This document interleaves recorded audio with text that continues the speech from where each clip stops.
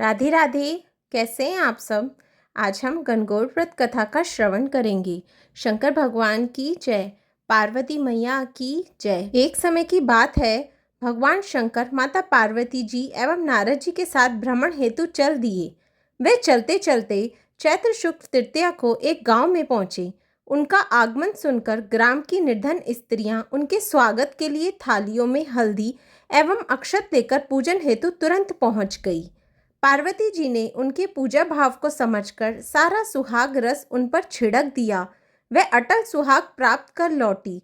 धनी वर्ग की स्त्रियां थोड़ी देर बाद अनेक प्रकार के पकवान सोने चांदी की थालों में सजाकर पहुंची।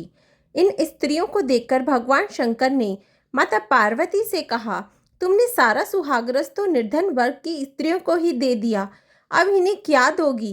पार्वती जी बोली, प्राणनाथ, उन स्त्रियों के ऊपरी पदार्थों से बना रस दिया गया है, इसलिए उनका रस धोती से रहेगा, परंतु मैं इस धनी वर्ग की स्त्रियों को अपनी उंगली चीर कर रक्त का सुहाग रस दूंगी, जो मेरे समान सौभाग्यवती हो जाएंगी।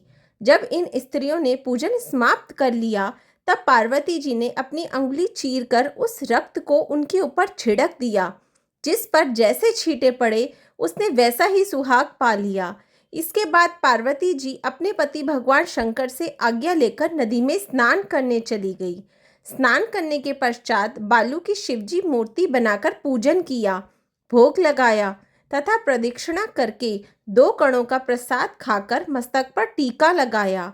उसी समय उस पार्थिव लिंग से शिवजी प्रकट हुए तथा पार्वती को वरदान दिया, आज के दिन जो स्त्री मेरा पूजन और तुम्हारा व्रत करेगी, उसका पति चिरंजीवी रहेगा तथा मोक्ष को प्राप्त होगा।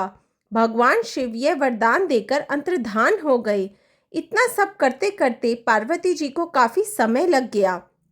पार्वती जी नदी के तट से चलकर उस स्थान पर आई जहां पर भगवान शंकर व नारद जी को छोड़कर गई थी। शिवजी ने विलंब से आने का कारण पूछा तो इस पर पार्वती जी बोली, मेरे भाई भावज नदी किनारे मिल गए थे। उन्होंने मुझसे दूध भात खाने तथा ठहरने का आग्रह किया, इसी कारण से आने में देर हो गई। ऐसा जानकर अंतर्यामी भगवान शंकर भी दूध भात खाने के लालच में नदी तट की ओर चल दिए। पार्वती जी ने मौन भाव से भगवान शिव जी का ही ध्यान करके प्रार्थना करी, भगवान आप अपनी इस अनन्य दासी की लाज रखिए। प्रार्थना करती हुई पार्वती जी उनके पीछे पीछे चलने लगी। उन्हें दूर नदी तट पर माया का महल दिखाई दिया। वहां महल के अंदर शिवजी के साले तथा सहलज ने शिव पार्वती का स्वागत किया। वह 2 दिन वहां रहे। तीसरे दिन पार्वती जी ने शिवजी से चलने के लिए कहा तो भगवान शिव चलने को तैयार न हुए। तब पार्वती जी रूठकर अकेली ही चल दी। ऐसी परिस्थिति में भगवान शिव को भी पार्वती के साथ चलना पड़ा। नारद जी भी साथ चल दिए। चलते चलते भगवान शंकर बोले, मैं तुम्हारे मायके में अपनी माला भूल गया। माला लाने के लिए पार्वती जी तैयार हुई तो भगवान ने पार्वती जी को न भेजकर नारद जी को भेजा। वहां पहुंचने पर नारद जी को कोई महल नजर नहीं आया। वहां दूर दूर तक जंगल ही जंगल था। सहसा बिजली कौंधी। नारद जी को शिवजी की माला एक पेड़ पर टंगी दिखाई दी।